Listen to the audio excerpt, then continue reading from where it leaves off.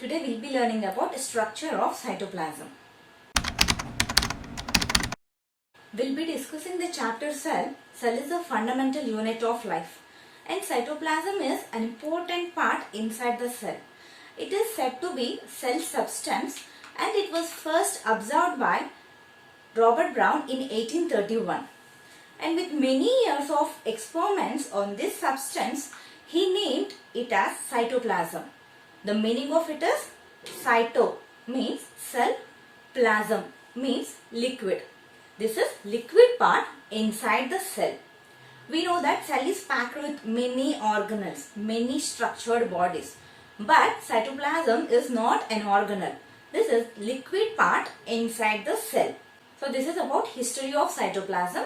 Robert Brown, he observed it in 1831 and named it as cytoplasm in 1874. Now we will see little introduction about cytoplasm. It is indispensable part of cell. It means it is very important part inside the cell, without which cell cannot maintain its shape. Say for example, if cytoplasm is not there, cell would be flat and empty. And cell cannot perform its functions without cytoplasm. Cytoplasm, such an important part of the cell. And it is viscous, dense, translucent colloidal liquid. Most of the cytoplasm comprises with water, but its consistency is thicker than water. So it is viscous in nature. And it is packed with many substances like proteins, lipids, carbohydrates like this. So it is like a dense material. And along with the water, it also contains enzymes. It is like colloidal liquid. So hence, cytoplasm is described as viscous, dense, colloidal liquid. Along with it, it also contains many insoluble granules and organic compounds. It is amorphous in nature. It means cytoplasm doesn't have any shape. We know that it is in liquid form. So it doesn't have any shape. Hence we described cytoplasm is amorphous in nature. And most of the cytoplasm comprises with water. Up to 90% it contains water. And the remaining percent it is loaded with other substances like proteins, carbohydrates, lipids like this. And when we observe it under the microscope, it is almost like colorless liquid. Now we will see position of the cytoplasm.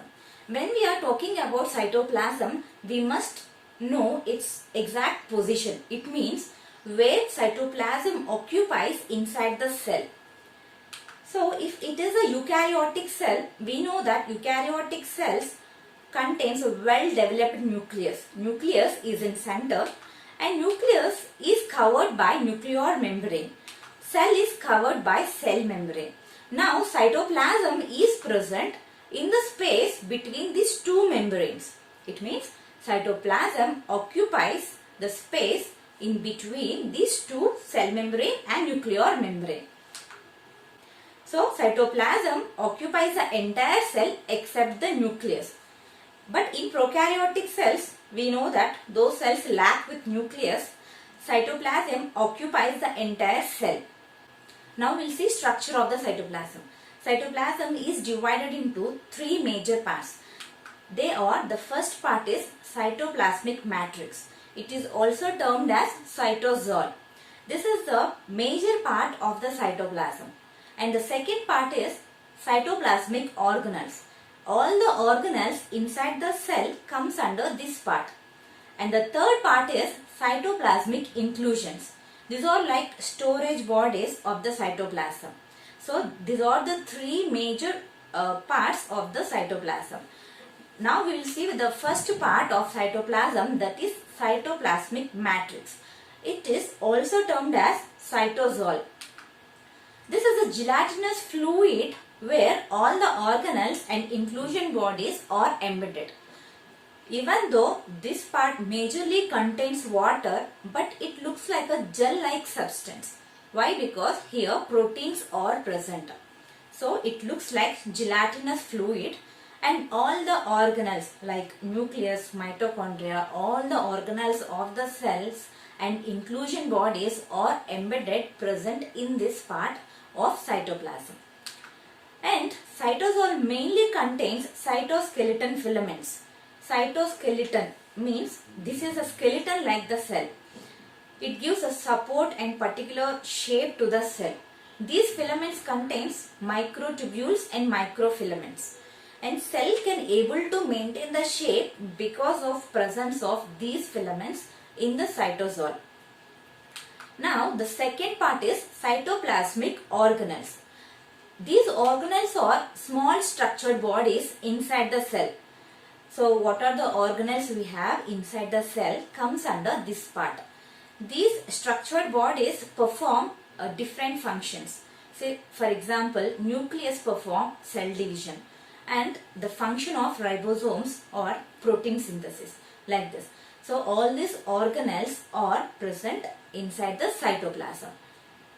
And the third part of cytoplasm is cytoplasmic inclusions. These are like insoluble particles. These particles are lack with membranes.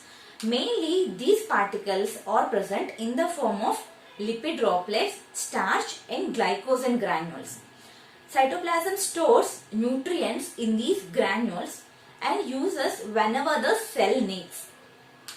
Sometimes along with these substances, inclusion bodies also contains other elements like silver and lead also. And along with this, inclusion bodies also contains waste products. Temporarily, cytoplasm contains waste products. Then these waste products are thrown out by the cell by the process called exocytosis. Now we'll see what is cytoplasmic streaming. So far we have seen cytoplasm is a fluid part of the cell. And inside the cell, cytoplasm moves. Along with this, all the organelles also moves. This movement of cytoplasm and all the organelles called as cytoplasmic streaming. And this process is also termed as cyclosis. And this process is necessary inside the cell because organelles has to exchange the materials between them. So during this movement, organelles exchanges nutrients and other substances. So this is about cytoplasmic streaming. And this is structure of cytoplasm. In our next video, we will be seeing with functions of cytoplasm. Please like this video and don't forget to subscribe. Thank you.